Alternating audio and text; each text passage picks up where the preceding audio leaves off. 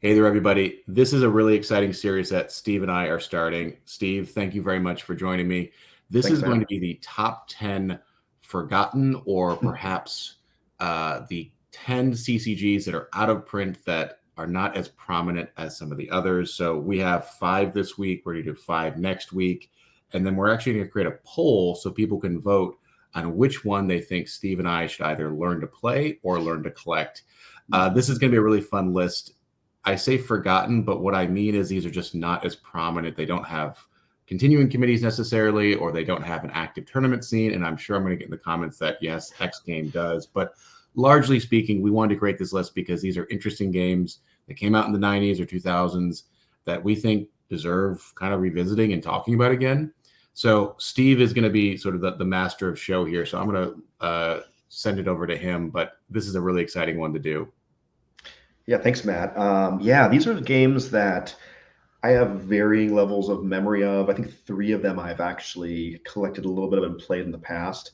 But yeah, they all have something about them, either the IP, the place in game history, the mechanics, something about them that's interesting and deserves, I think, to be talked a little bit more and think about why these games didn't take off. And even if they got, discontinued like some of the other ones we talk about on this channel, why they aren't played more today. So I guess we can, dive into it. Sure. Right before we do that, just want to remind everybody there will be a poll. I'll leave a link to it in the video description. Please vote on which of these 5 you want to see more about. And then we'll do the same for next week. And then also like, subscribe, all that sort of stuff. So just want to get folks a chance to do that. So let's get started. Yeah, so the first one I want to talk about is the Battlestar Galactica CCG. This is a game by WizKids that came out in 2006, and it had only 2 expansions. This is based on the Sci-Fi Channel 2002 through I think 2009 There's 4 reboot. seasons. I love Battlestar. Oh, This it's great. remake of Battlestar Galactica is one of the greatest shows of all time, in my opinion. So Yeah, it's one of my favorite sci-fi shows, and that's part of the reason why I wanted to put it on this list is because, awesome sci-fi IP. It was at the height of its popularity then. But why did the game get listed like 2 expansions and just nobody talks about this game anymore? This game I think might be the most forgotten on this list because I could not find like a PDF rulebook for it anywhere.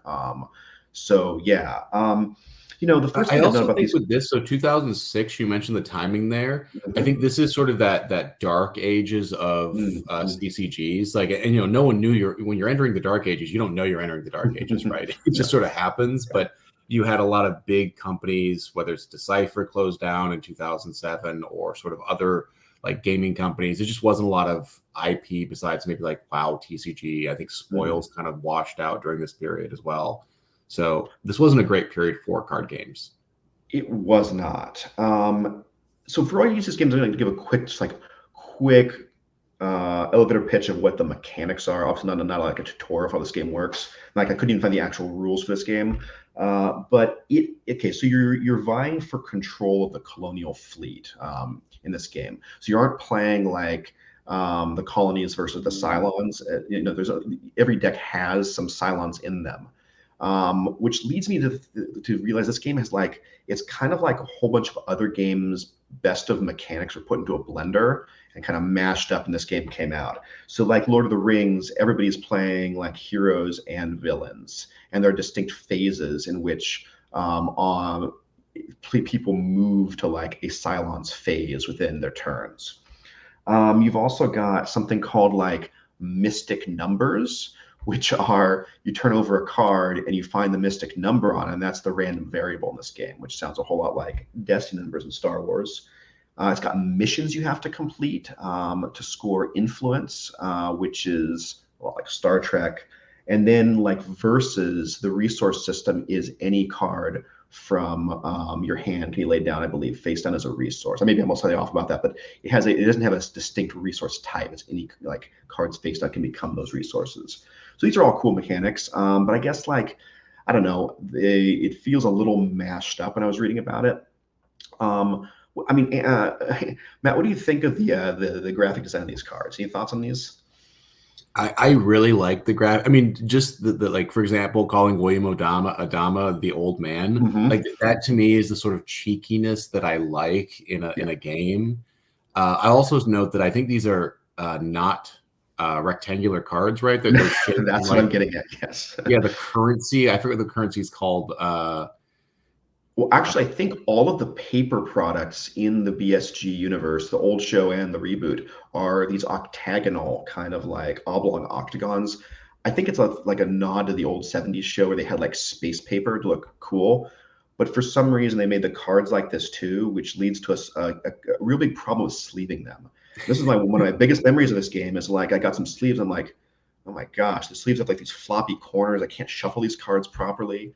I mean, that's just kind of a small thing, but it's like a real big turnoff. No, I mean that's Um, a really interesting point because those are the small design decisions that when they're extrapolated and brought into like mass production, they mhm. actually mess a lot with the user experience. It's a nice Yeah, and idea there's when you no going sit. back. There's no going Right. back from that. You can't on expansion two change the card back or the corners. It wouldn't be playable. Yeah, super interesting. So yeah, that game only got two expansions. It has no Lackey plugin right now. Oh, no, sorry, Lackey. Something I'll talk about a couple times in this video. It's a sort of a imagine tabletop simulator, but from like 20 years ago. It's a kind of a program you can put plugins to play various third-party card games through. A lot of out-of-print games have Lackey plugins. There's nothing like that for this game. I don't think there's any way to play it online. I think there might have been a plugin a long time ago that hasn't. It's not maintained anymore. It's nowhere to be found. Yeah, pretty faded. It's very cheap to buy full sets off of online. Um, but it does have some interesting things about it. So I think, but today, like if anybody thinks about Battlestar Galactica tabletop, they think about the board game, which is also out of print, but is apparently phenomenal. I really want to play Yeah, it the someday. board game. I will say that I've been like trying to buy that for a while, and it's quite expensive. It's quite rare as well. So that's Yeah, because I um, don't think they're licensing the BSG IP to FFG or anybody else to make that game. yeah. Anyway, so yeah, I think we can. Anything else you want to add about or ask about this game? No, I mean, great show. Go watch it, guys. I've watched the. It's one of the few sci-fi shows that I've watched 3 times from like Oh yeah. season 1 to 4, right? Which is rare because it's an hour-long episode. So I've given like 7 days of my life to this show. I think I watched So it twice all the way through, and I'm thinking about a third watch through soon. Yeah, I mean, this game, it's like $7 for a starter deck, which might be the only place to read the actual rules. So I might think about it at some point. So yeah. yeah. All right, let's see the next one here. Oh yeah. Love this. Austin Powers CCG. Um, do you have any experience with this game, Matt? I know you're a big Decipher fanboy. What do you You think of know, this I game? don't. I know this is sort of the height of the Decipher overreach period, and I think Mhm. they did a lot of stunting with this game. So Decipher, at the time was sort of like the giant in the card scene. And my understanding is they actually rented out a like van or like a Mini Cooper or something and had Like like an entire this is what this is. yeah. Thanks to C Moore from Discord and the Star Wars forums, he gave me some scans of Scry magazine promoting this game. Warren Holland, the CEO of Decipher, he went to an auction of memorabilia from the film, the second film, and he was the winning bid for I think it's either Austin Powers or Felicity Shagwell's her Corvette Stingray, and he winning bid of, I think I wrote this down, of yes, $121,000 of $1999 for the Which with Stingray. inflation is what, like $75 million essentially. Yeah, it's like probably double that. But yeah, and so he took that. Decipher took that to conventions to promote this game.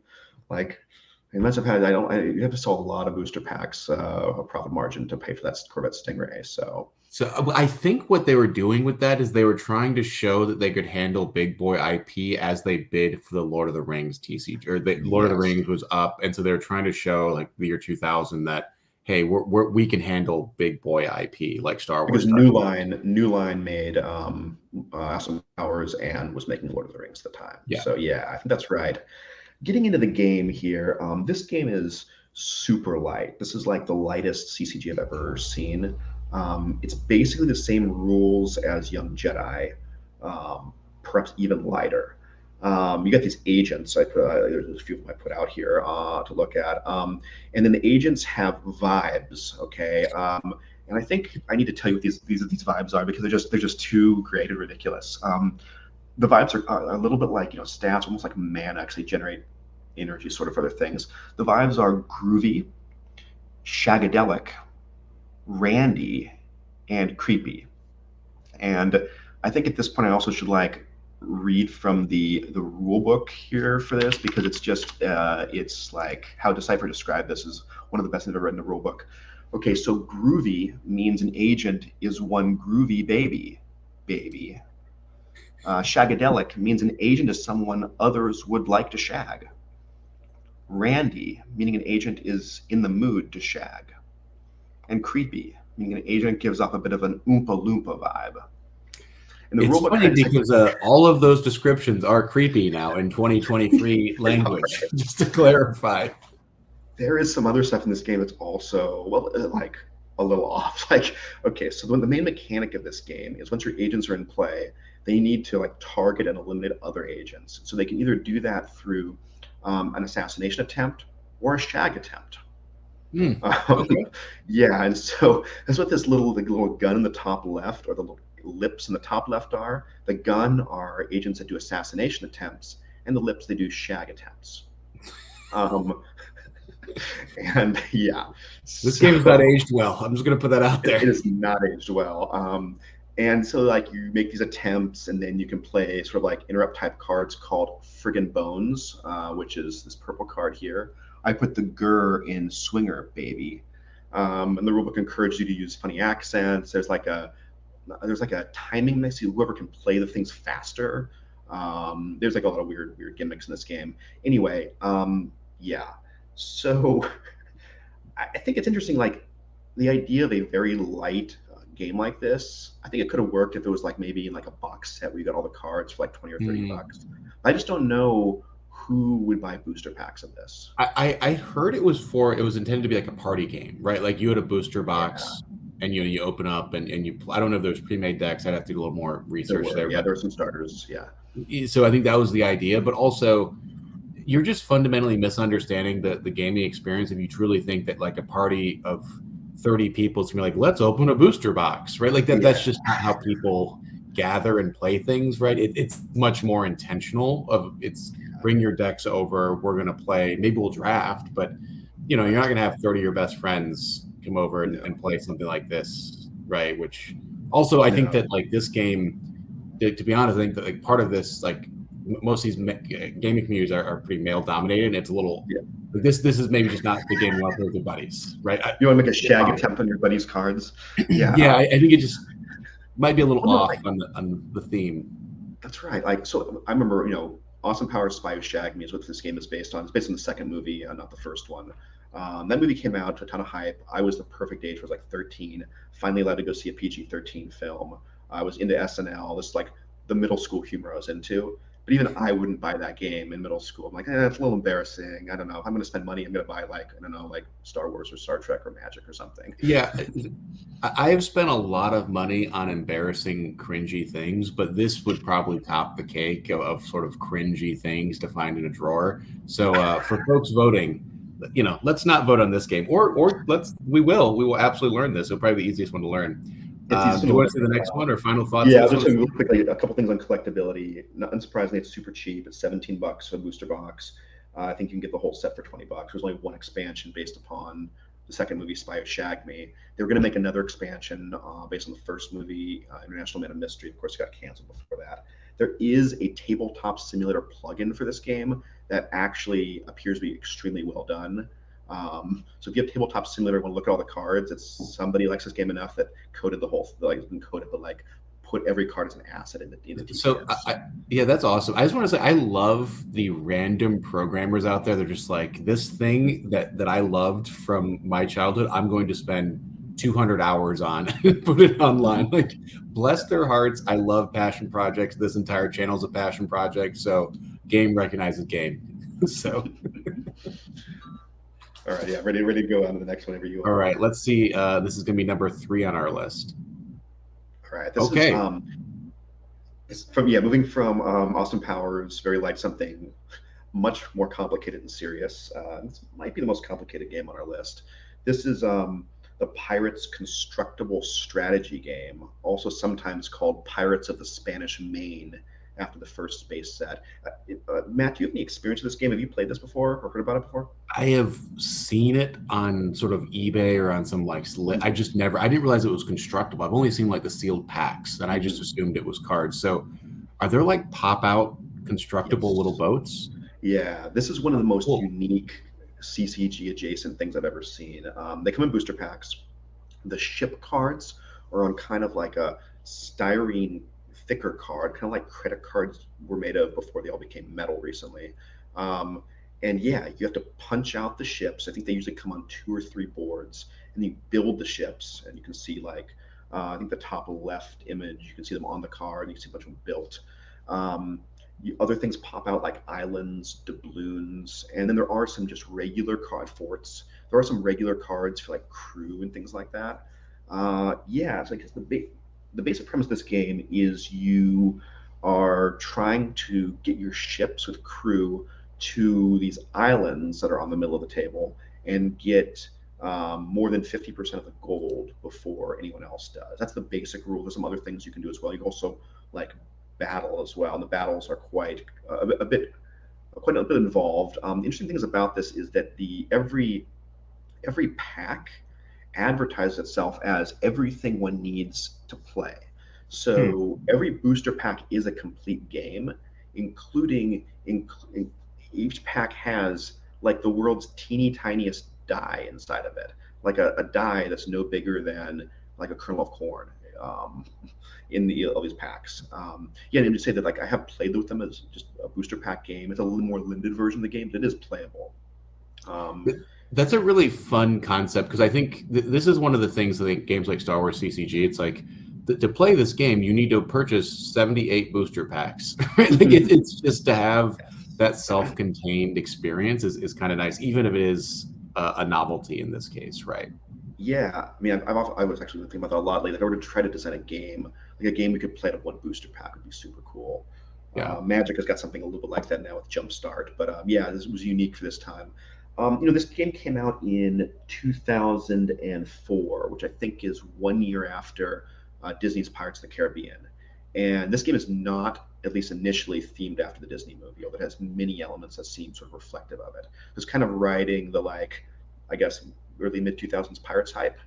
Yeah, it's They funny. do, I think there's a minute there where people thought culturally we might be going to a Pirates phase. I think we skipped it. I think it was just Pirates of the Caribbean, but I think in 2004 it's like, are we about to have a Pirates time?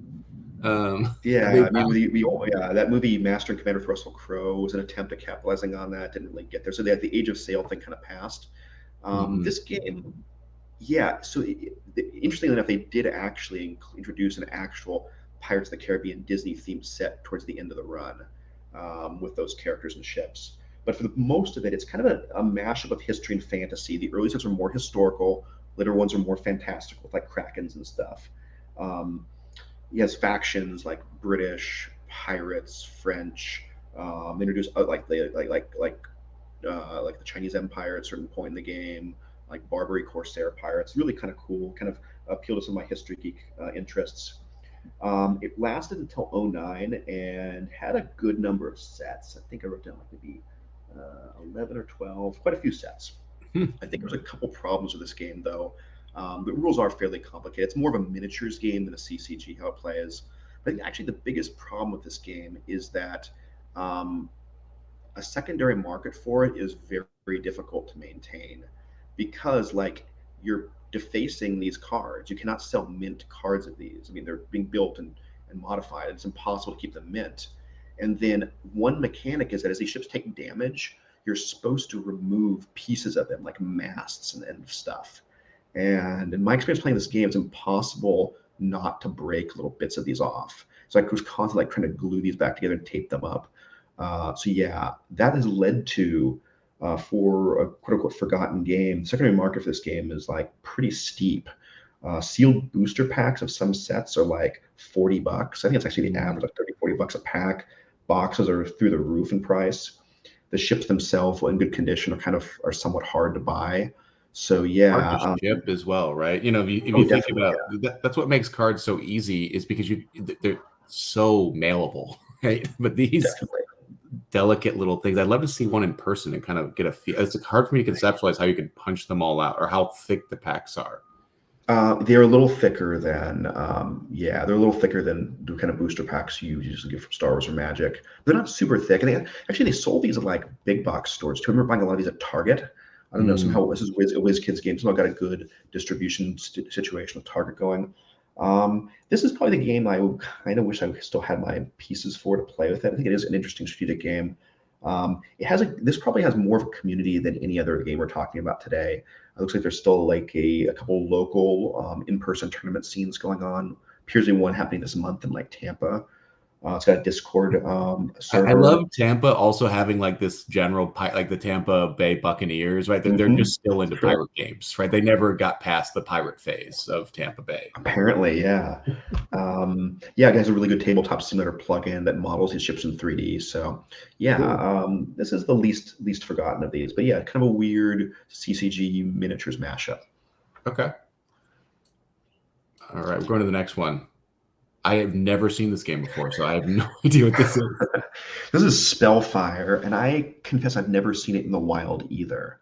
But it's unique because this is the second CCG. It came out in early '94. What this is Dungeons and Dragons, the CCG. So if you rewind in 1993, Wizards of the Coast, which produced Magic and innovated upon CCG, created the CCG genre. It's a tiny company at that time.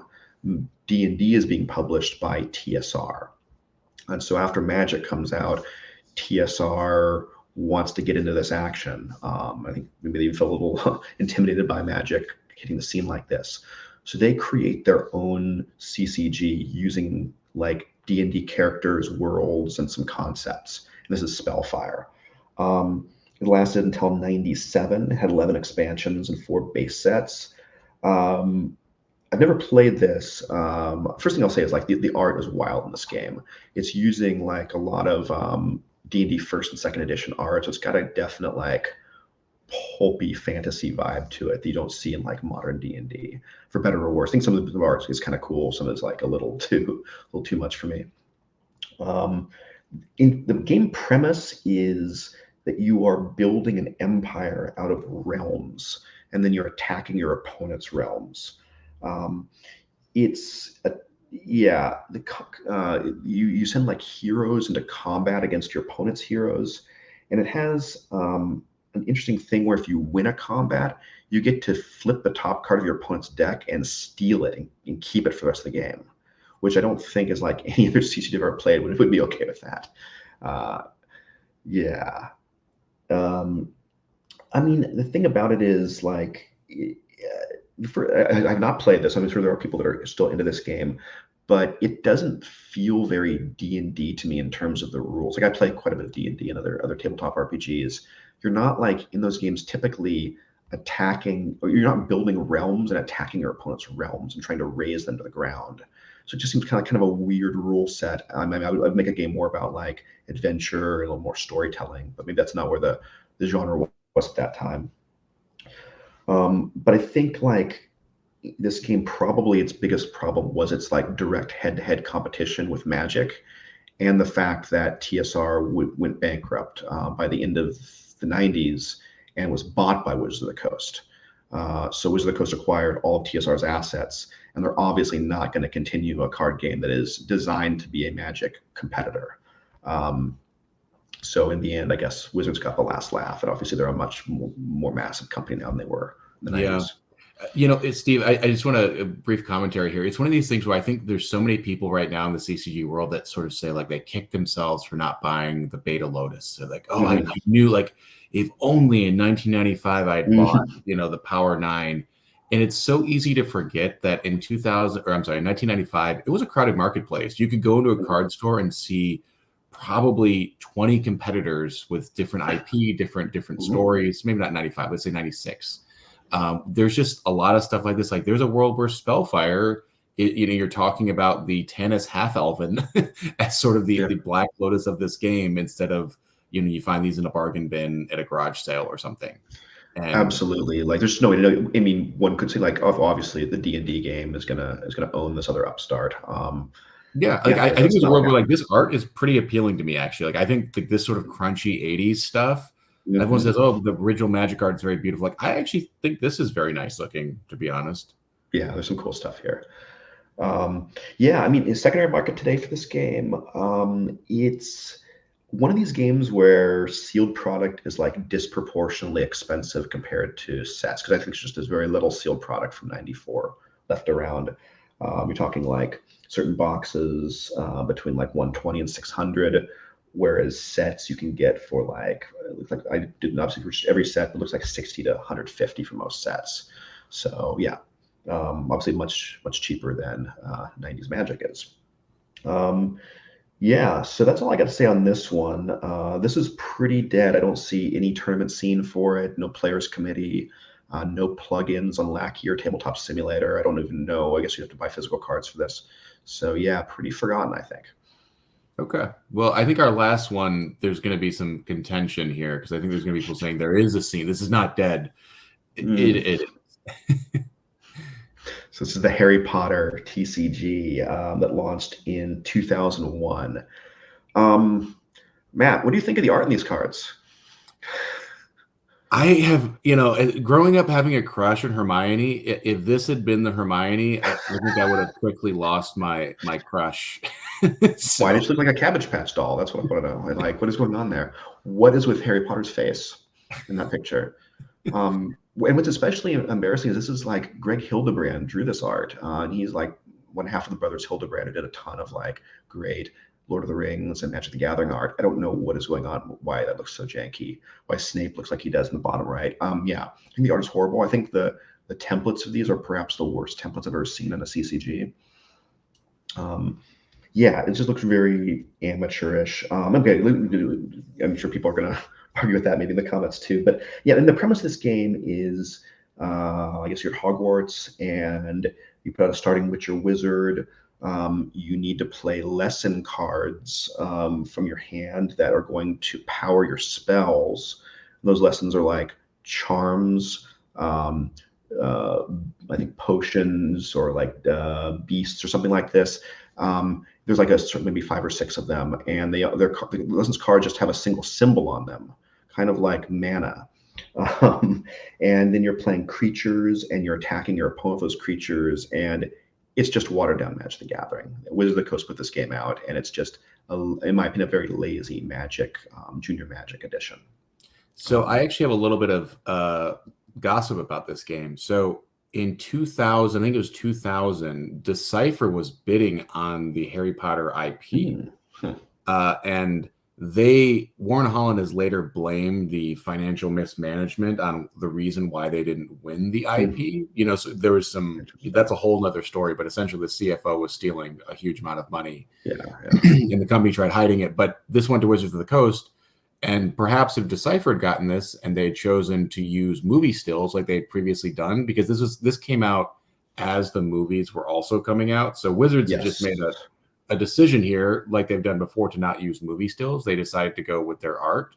And I don't think the art was super popular when you had these, actors and actresses that were, very famous and popular, etc. So I just think there's an alternative universe where Decipher got this IP and we would just be looking at a totally different product, or frankly we might just be fanboying about all this I mean, not whatever they're, I forgot all the actors names, but there's just movie stills like Decipher giving Yeah. the game. Well, I think you're absolutely right. I mean, imagine these cards with Lord of the Rings templating, which I think is the best templating that Decipher ever did.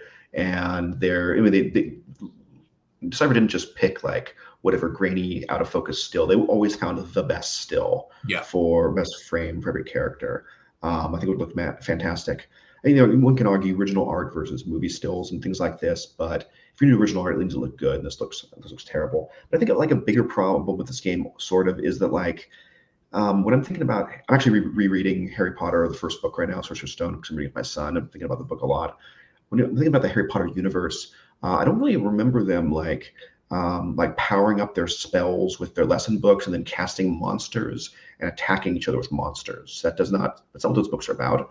They're about like solving little mysteries or like friendship and camaraderie and adventure.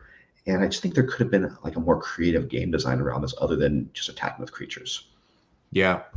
This is also a game that saw a huge COVID spike in price. Mhm. And, maybe Steve will get this, but the sealed product is still available on hillswholesale.com. So it's not like there's none out there. They've just changed the pricing structure to be very expensive now. And I think early COVID, this was the first dead CCG that just went absolutely bonkers, where, it tripled in price in 3 months because suddenly people were speculating on it.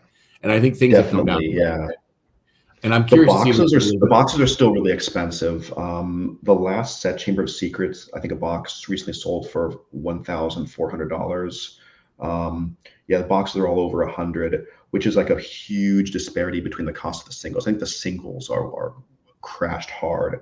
There's Yeah. no like there's no non-promo single for this game over $25, and most are like under 10. So I think that's just total scarcity is the only reason the boxes are so expensive. Yep. And I think there's just a set number of people as well that decided they wanted one of each box, or, anytime you tell someone there's a short print run, they suddenly want it. But yeah, I think is there 4 sets or 5 sets? I think it's 5 sets. Yeah, 4 from the first book, Sorcerer's Stone, and then they made 1 set from Chamber of Secrets. Uh, Um, yeah, I think this is a good example of there's a lot of potential with this. And also this is Wizards, right? This is not an obscure no, game not Whiz producer. Kids or whatever. Yeah, Yeah, this is Wizards of the Coast. Any reason why this died? I understand this was pretty popular. Like I don't think it didn't sell. I think Wizards was just gave up on it. yeah, I think they did, and I think something might be similar happened with Star Wars TCG, their Star Wars game. I think that at a certain point, so this is like it was like 03, 04 is when they decided to pull the plug on this. That also coincides with the downturn in Magic the Gathering. Not a lot of people, this many people remember this now, but like the 04 through I want to say like 09, 10, those sets were like not didn't sell very well. And maybe this is just the CCG market downturn in general, but like your Kamigawa block.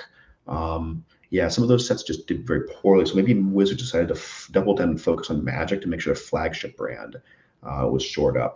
'Cause I don't think there was any downturn in like the Harry Potter franchise. That was like the time the movies are coming out like one a year. The books had Yeah, like that was definitely midnight accelerated. lines. Yeah, I remember when the Yeah. first movie came out, and we went and saw it in middle school, and then it was like every year after that one came out during Christmas ish, Mhm. and it was just like the hype grew and grew and grew and snowballed. So yeah, I think Yeah. Magic, they just made a decision to focus on Magic and consolidate their art and IP and efforts, just towards Magic. And maybe that's for the best. I will note that I'm probably going to be doing a little bit of Harry Potter on this channel later. I Mhm. managed to find a few random booster packs, and so I Cool. might do some openings and maybe learn to play. So Yeah, that's I'll be doing interesting. all that stuff. I mean, I think yeah, for me, this is like the one CCG, like one of the weirdest footnotes in CCG history because the Harry Potter IP at this time, and even still today, is like one of the biggest IPs. And for it to be sort of like a forgotten CCG that didn't even get through like barely into the second book of content, is like really interesting to me. This could have, under different circumstances, been like a Pokemon that's still going strong with kids today.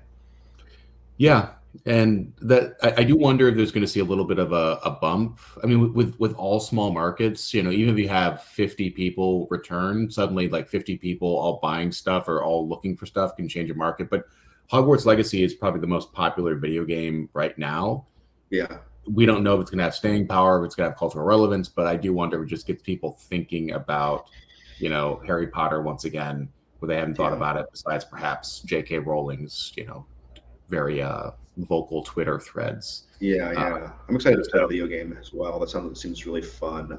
yeah, I see Yeah. people like flying around on brooms. I'm like, oh, this looks cool. Like, so Last thing I'll say um, about this game, I don't see there's any kind of tournament scene for it right now, but there is a Lackey plugin, so I think you can play this on Lackey if you want to. I think there's also a pretty active Discord. Oh, is I there? think Okay.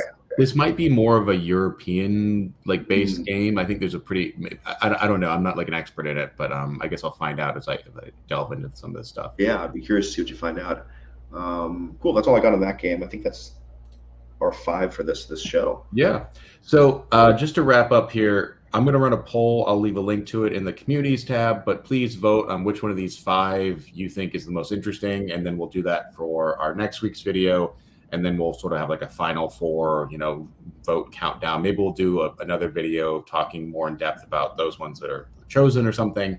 Really open to feedback and comments, and what would you like to see? How would you like for us to structure it? This is just two guys spitballing here, so we'd love people have requests. We're kind of happy to do this. Any kind of final thoughts, Steve? No, I think, yeah, just one thing I was thinking, we were talking a little bit about Lorcana on your channel. I think it's interesting to see these games, many of which have potential, particularly like Harry Potter. Think about how, like, what lessons could a game developer who's working on a new game draw from this. Anyway, Lorcana designers are watching, take note. Yeah, that's one of the big macro trends I'll just note is that there's been hundreds of games that have been made, and most of them, the vast majority, are out of print, but that doesn't mean that the concepts or ideas that were used to move them forward, whether it's the game engine or whether it's the whatever, that doesn't mean that they're all trash. Like, there's a lot of things about the past that we love, and I hope with this video we kind of explored 5 of those and gave some people some new ideas about some of the cool things that happened back in the day. So with that, let's wrap it up, and we'll see everybody next time.